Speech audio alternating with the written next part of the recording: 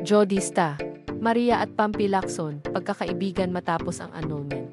Matapos ang 13 taong paghihintay, sa wakas ay natapos na ang annulment nina Jodista. Maria at Panfilo Pampi Lacson ipinahayag ng aktres ang kanyang pasasalamat sa pagpapanatili ng kanilang pagkakaibigan sa kabila ng mahabang proseso. Sa isang panayam sa ABS-CBN News noong Agosto 7, ibinahagi ni Jody na si Pampi ang unang taong tinawagan niya matapos maaprubahan ang kanilang annulment. Binigyang diin niya ang kahalagahan ng legal na pagtatapos ng kanilang kasal, kahit na maayos na ang kanilang relasyon.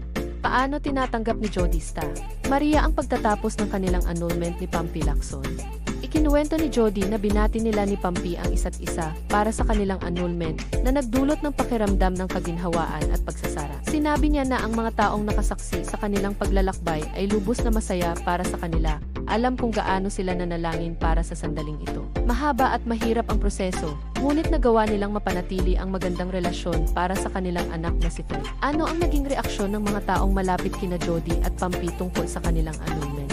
Ibinida ng aktres ang kagandahan ng kanilang kasalukuyang relasyon na ang kanilang mga pamilya ay blended at may respeto sa isa't isa.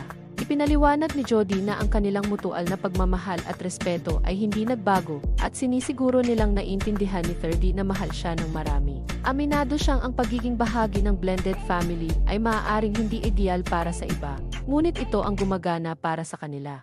Paano pinamamahalaan ni na Jody at Pampi ang kanilang blended family dynamic? Alam ni Jody na hindi pa rin ganap natanggap ang blended families, lalo na sa konserbatibong kultura. Ngunit naniniwala siyang mahalaga ang paghanap ng tamang setup para sa bawat pamilya. Sa kabila ng hindi pagsang-ayon ng ilan, nahanap ni na Jody at Pampi ang isang setup na nagdudulot ng kasiyahan at katatagan sa kanilang buhay. Si Pampi ay kasalukuyang may relasyon kay Iwamoto, habang si Jody ay napapabalitang romantikong konektado kay Raymart Santiago. Ano ang pananaw ni Jodista Maria tungkol sa mga panlipunang pananaw sa blended families?